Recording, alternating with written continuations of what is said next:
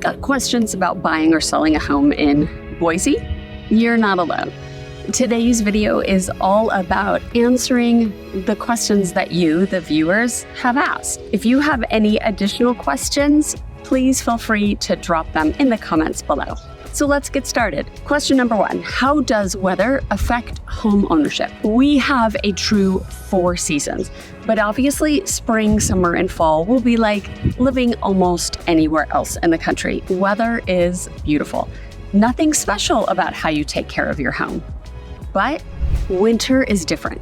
Not because we get terrible winters or a massive amount of snow, but there are some things that you need to do to make your home ready for winter. What are those things? Blowing out the sprinklers is top of the list. What does that mean? Well, before the first freeze, your community will shut down the main irrigation system that provides irrigation water to your yard. At that point, you use an air compressor attached to your individual irrigation valves on your lot to blow out any remaining water from your irrigation pipes.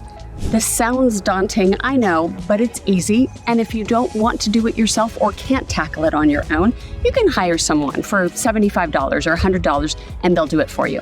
Then come springtime, you'll need to open the valves up again and allow the irrigation water back into your yard. When it snows enough to accumulate, you will need to be prepared to shovel or use a snowblower. It's tempting to use salt to melt ice from your driveway, but unfortunately the salt will eat away at your cement and leave pockmarks. And if you are in a new build, that can void your warranty on your front yard cement, like your driveway or your walkway. So use it with caution. And one last piece to the answer about how weather affects home ownership has to do with hoses. And this is a big one because it's so easy to forget, especially if your hose bib is on the side of your home that you don't visit often. But you need to disconnect hoses from your house bib. If you don't, residual water in the hose can head back into the hose bib and the pipe and freeze, expand, and break the pipe that's in your wall. And no one wants that. Question number 2. What is a high water table and why does it affect me as a homeowner? Boise has a high water table, and it can be anywhere. Much of the valley has clay soil, so clay provides poor drainage and traps water. Think of it kind of like a clay pot.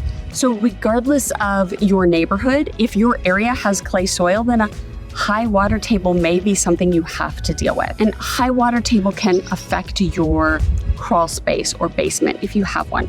Essentially, the water collecting in the soil beneath your home is not draining properly. It's sitting high and therefore creeping up into your crawl space. And standing water in your crawl space, if it doesn't evaporate, can create issues such as mold. But if you do discover that either the home you're having built has a high water table or the home you are purchasing has a high water table, it can easily be mitigated, albeit it's not cheap. Add French drains and sump pumps into your crawl space. So that way, as soon as water starts to creep into that space, it's diverted to the sump pump, which then pushes it out of the crawl space into the yard somewhere. Of course, installing all of that stuff is way easier when the crawl space is open and you're going through construction, but oftentimes it won't be discovered in an area until a development has been built out. And this can cause Julie's house, or it can affect Julie's house, but then not affect Kathy, her neighbor's house. But because high water table can be common throughout the Treasure Valley, it's definitely not something to be afraid of when coming to Boise to purchase a home. But once again, it's easily mitigated if you become aware that there is a problem, but it's just something good to know about. Question number 3, are there bugs? Yes, we do have bugs. We have mosquitoes. They aren't terrible like you might find in other parts of the country, but we do have them. And part of your property tax levies include mosquito abatement. So counties are aware of it and they try to alleviate some of the problem. Honestly, this affects those that live on water or near the river the most, but I don't get complaints from my clients who have homes that are waterfront. Maybe some of them are using some sort of preventative measures like citronelle, but they aren't sharing major issues with me and they aren't selling, so they must not be getting bit too often. In summer, we also have flies. Because the area was once farm and agriculture, I think that has something to do with the flood population, but again, it's nothing overwhelming. However, these are questions that you viewers are asking and that I get from clients as well. So we search for areas and they'll ask about bugs. Question number 4, how much will I pay in property taxes? The answer is, it depends. It depends on where you purchase your next home. The Treasure Valley is made up of Canyon County and Ada County, and each county has its own tax assessors and levies.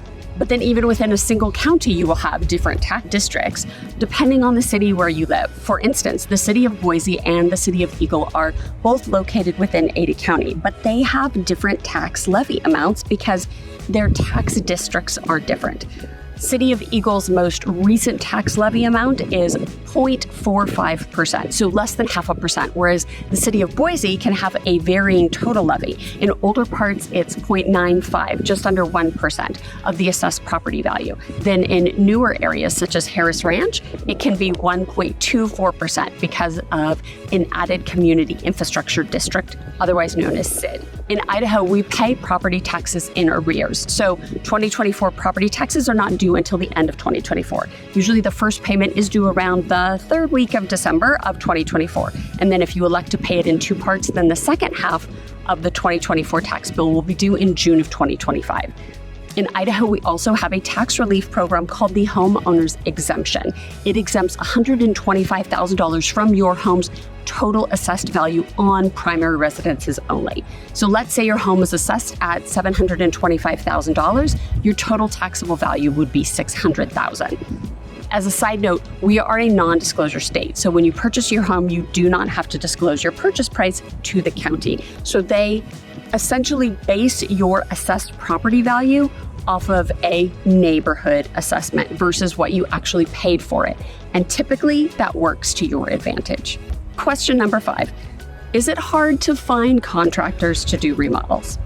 The honest answer is it can be, but this is part of the advantage of working with a real estate advisor who is well connected and can provide you with references and contacts to get the work done that you need. It's not uncommon for me to meet with contractors at a property even before we put an offer in to be sure that the client understands the type of commitment that is needed to get the home remodeled to the level that they want it to be at. But that's when a remodel is a major project. With simpler projects, we always have resources in our back pocket that we can provide to you to get your work done. Question number 6, where can I find more land?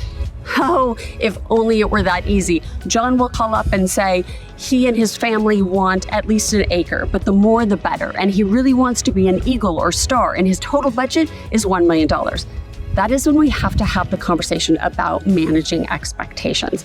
An acre in Eagle right now may run you $500,000 to $800,000 just for land, assuming you can even find an acre.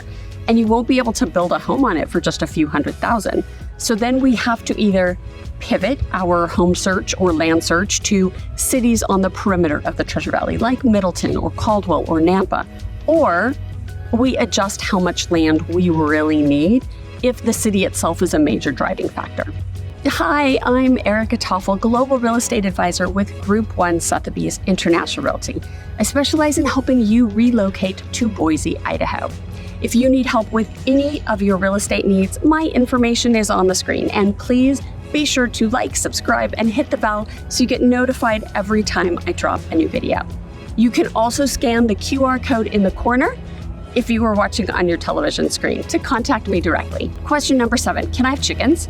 This comes up more often than you think. Just yesterday, I was driving with some YouTube clients and we found them a couple of neighborhoods to choose from, all being new builds. And the husband asked about having a chicken coop in the yard.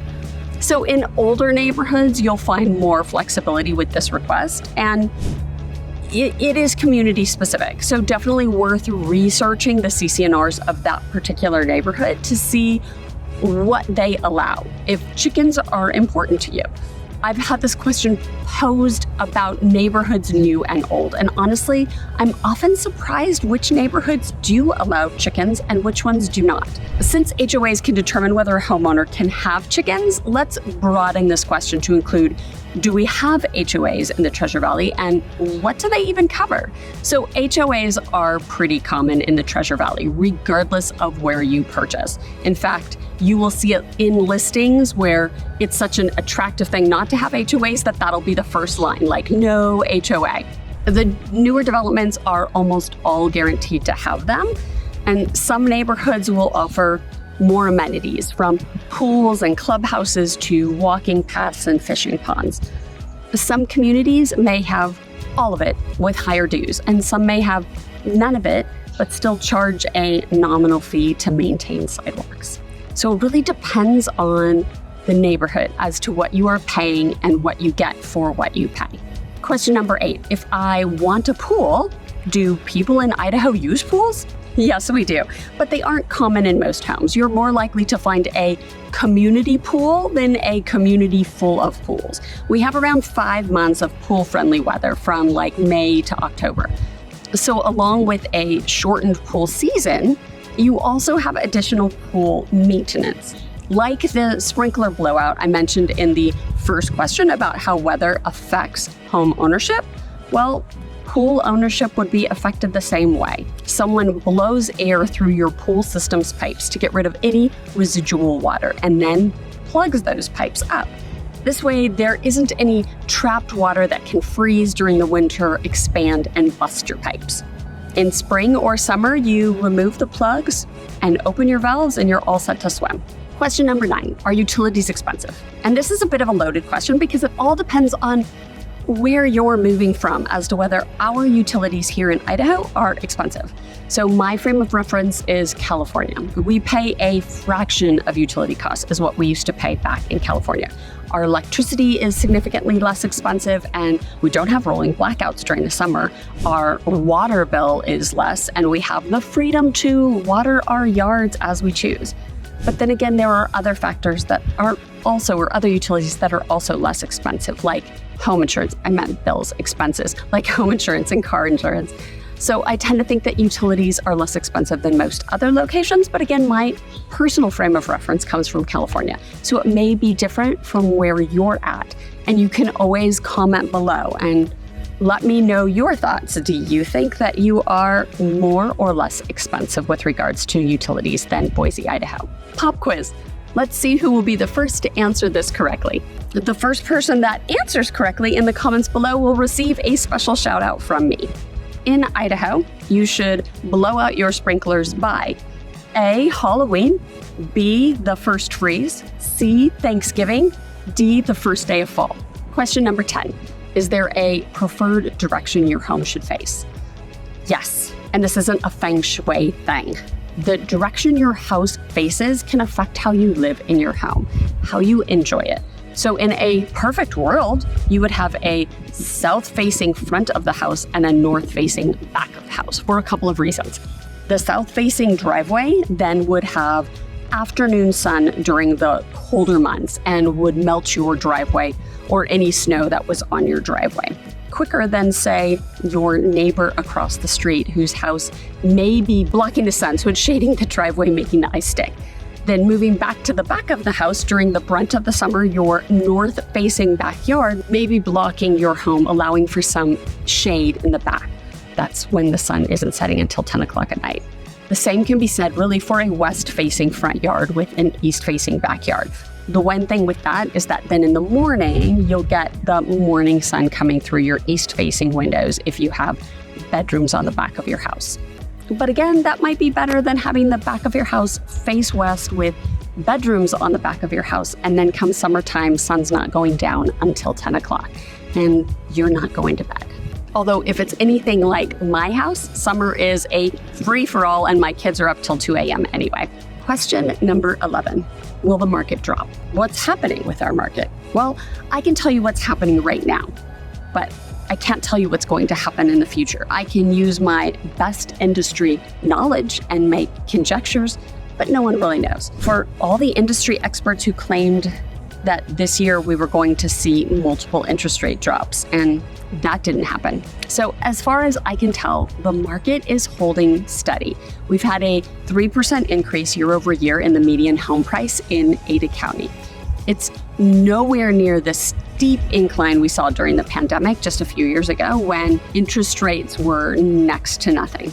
But that also wasn't sustainable. This growth trajectory that we're on now, where it's a couple of percentage points per year, that is manageable, that is maintainable, and paves the way for a healthy real estate market. So I expect appreciation to continue, barring any major events that we can't otherwise predict. For more videos about Boise, Idaho real estate, click on one of my videos on the screen.